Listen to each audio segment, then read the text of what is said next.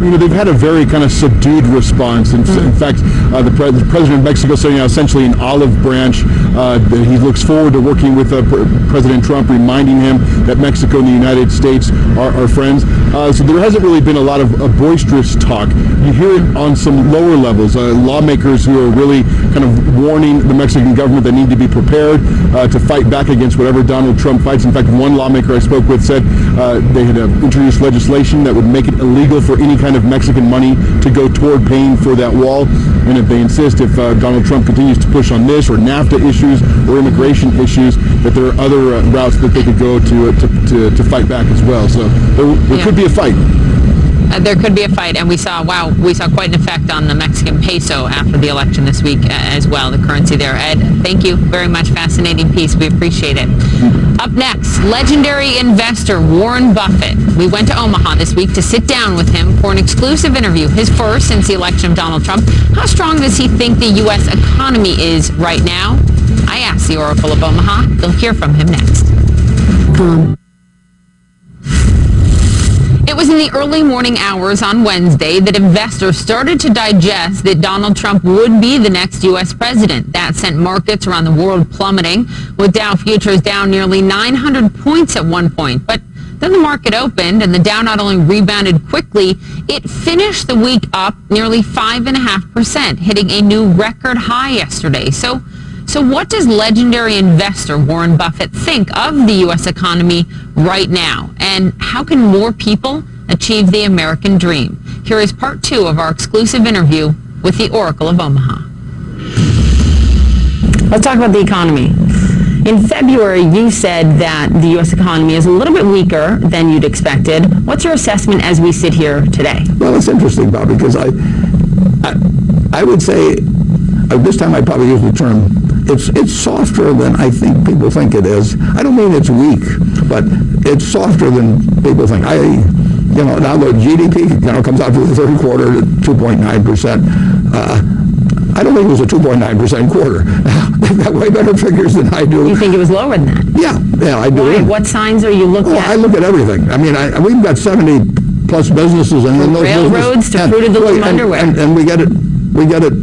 I love numbers, so I get it on a very real-time basis. What do you see? Now, the Federal Reserve and those people, they're getting 1,000 times as many figures, and they got all kinds of people working on it. But if I had to bet, if they ended up revising the third quarter, it'll get revised downward. Okay. And I think the economy is not growing at 2.9%. Markets move on your words. You're seeing a softer economy. I'm buying stocks.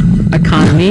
What is it? I mean, you've said before, periodically financial markets will be divorced from reality. It sounds to me like financial markets don't have to go with business. Right, but are they divorced from reality right now? Are stocks at this point overvalued? No, I don't think stocks. No. Okay. No. The stocks relate to interest rates also. I mean, I don't pay any attention to what the business numbers I see in determining the orders I have in for stocks today. I'm buying businesses on 10 years. What difference does it make if they do this week or next week? I think I know what they're going to do over time. I know I don't know what they're going to do next year. Can you take us into some of the signs or numbers that are showing you softness specifically? We'll take a look at railroad car loadings. They probably, this is not exactly right, but they may have 25 categories or something of the sort. There's coal, there's grain, there's all kinds of things, automotive. Most categories, I mean a very significant percentage of categories, are down. That's physical volume. And they measure the movement of goods. And they're not the only thing, but you can look at the trucking industry in October, for example. It was not good. So when you take trucks and railroads together, you're talking about moving goods. It wasn't weather at all. I mean, on the balance, the weather has been favorable. And that is people bringing things forward to eventually sell to consumers. But there's a whole bunch of figures I see, and you may be seeing it in autos here fairly soon. Perhaps in autos. So does it concern you to the point of a possible recession in the near term? No, I don't. I can't predict recessions. And if you guaranteed me there would be a recession next year, I would be buying and selling the same securities I'm buying and selling today. Who's winning in this economy right now? The rich. Guys like me. We have gone from having 93 billion, top 400, in 1982 to having 2.4 trillion, 25 for 1. People who, it becomes a more and more specialized market economy. It was an agrarian economy a couple hundred years ago. It's very hard, to get 20 times the wealth of the next guy because you were a little bit better farmer. But if you're better at some skills now, you can become incredibly wealthy at a very young age, not because you earned the money to build one steel mill and saved it to buy another steel mill. So you get the capitalized value of an idea. And so the wealth moves big time, even on an anticipatory basis. And that has become more accentuated in the last 30 years. The income inequality continues to grow and to grow and to grow. And the big question is, what are the societal and social impacts of that? Well, you may have seen it in the election. I think, yes. And look at the rise of Bernie Sanders. Yeah, Bernie Sanders said to the good bit of the American people, you're getting the short end of the stick, and it isn't your fault. Do you think that Bernie Sanders would have had a better shot against Donald Trump on the economic message? Well, I don't think he would have had a better shot in terms of getting elected. I think that he would have been totally focused, just like you saw him do in the primaries, on just a couple of issues. So a Harvard study came out earlier this year that absolutely fascinates me. And, as America has elected the ultimate capitalist in Donald Trump, this study found that 51% of young people between 18 and 29 do not support capitalism. And the director of the study said they are rejecting the way that capitalism is practiced today. But capitalism is what made you, Warren, into a billionaire. Capitalism is, what made Donald Trump into a billionaire. Why is it not working for more young people? Because the market system does get more and more specialized as we go along. In other words, if you were, I'm going to use IQ, and I know the limitations of it, but I'm going to use it just as a marker for a bigger idea. If you were 130 IQ working on a farm and the person next to you was a 90 IQ, the other person probably was worth 90% as much as you. It just didn't make that. There weren't any tools available. You didn't have to do planning or anything like that. There was,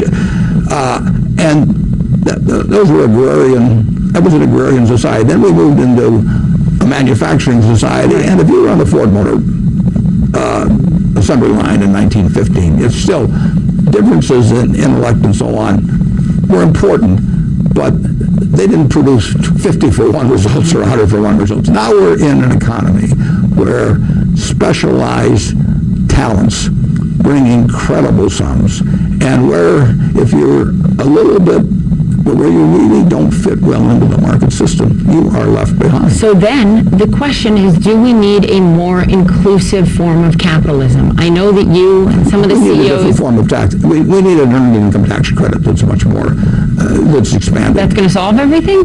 No, nothing solves everything. But does capitalism as we know it need to evolve? No, capitalism, the market system works. Now, you've got two questions. You want to keep a system where the goose lays more golden eggs every year. We've got that. Now the question is, how do those eggs get distributed? And that is where the system needs some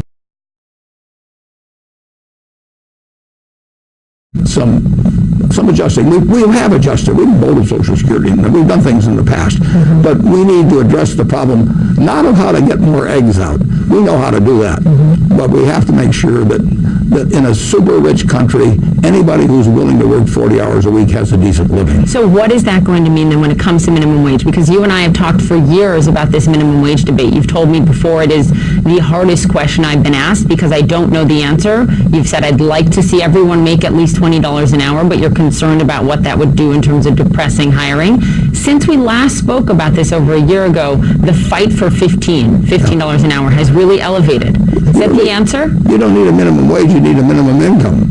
Now, the wage comes to you from your employer. That's interesting. Yeah, no, the income comes from your employer plus whatever the government does. Right. And the earned income tax credit can give everyone $15 an hour, even if their market skills don't command it. So you don't lose any employment, and you make it graduated, so there still is an incentive. That if your $7.50 an hour job, you get to $9, then your 15 becomes even higher. The earned income tax credit is a great answer, and like I say, it isn't how much you get in wages, it's how much you get Why in does the cash. onus need to be on the government? Why shouldn't it be on these businesses? Then you fool with the market system and you lose employment.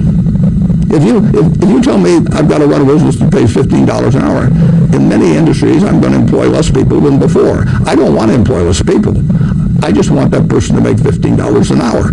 And if you could have a minimum wage that kept everyone in the country working, you'd make it $20 or $25 an hour. We got the money to do it. But that doesn't work because it leaves millions and millions and millions of people who don't have the skills to actually command that in the market. The earned income tax credit solves it. So what is the minimum income then? What is the minimum living wage in this country, in an average American city? Yeah, it depends on the geography to some extent. But I would think that you could design an earned income tax credit that left people receiving $15 an hour and also with meaningful incentives to move up their own skills so that between $7.50 and $15 they weren't just reducing the amount they received on the credit, and you would give them a feeling of self-worth, and you wouldn't hurt any jobs. Society would say, we've got enough in the society. So that, if we got an $18 trillion GDP, we can allocate, right now we're spending about $60 billion a year on it. We can allocate, I don't think it'd take maybe more than another $60 billion to get the job done. Is the American dream alive for enough people in 2016? Sure, it's alive for millions and millions and millions. Take Omaha right here. I mean, for a significant percentage of the people in this city, I mean, it's alive. We've got 360,000 people working at Berkshire. I think that a very high percentage of the American dream's alive. American dream should be that if you work productively at 40 hours a week, you can have a decent life. And some people will have special talents that will make tremendous sums beyond that, and they will be the ones that are responsible for having more eggs, golden eggs to distribute year by year. Give me the 5 reasons why you are hopeful today about the future of America. America works.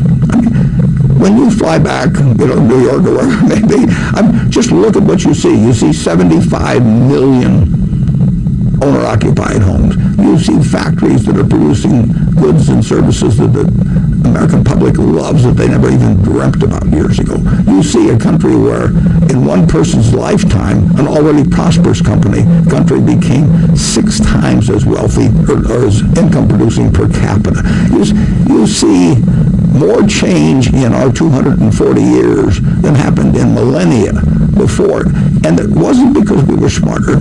It wasn't because we worked harder. It's because we have a system that works. So America is already great? Oh, it's more than great, but it will become greater. But America is great. Just look at the medical facilities. Look at the great universities. Just everything out there is profit. It wasn't here in 1776. There was a bunch of land here that nobody can do anything with, and there were primitive, little industries, cottage industries here and there. Everything you see is profit, and how much that amounts to? It's about $100 trillion in terms of present value. And now the hope is that more Americans can share in that. That should be the number one economic goal of this country. You don't have to worry about having more stuff. You do have to worry about whether people who are perfectly decent citizens working hard are getting enough of it so they can live decently. Warren, thank you very much. Thank you. Important message there from Warren Buffett. Right, next hour, he speaks out for the first time about the scandal that rocked Wells Fargo and cost more than 5,000 employees their jobs. He is the biggest shareholder in the bank. What does he have to say about all of it? 5 p.m. Eastern right here. Also, you can see my full interview with Warren Buffett at cnnmoney.com/Buffett. Straight ahead for us here, while the election may be over, the jokes, my friends, carry on. A look back at this week's Late Night Laughs. You're live in the CNN Newsroom.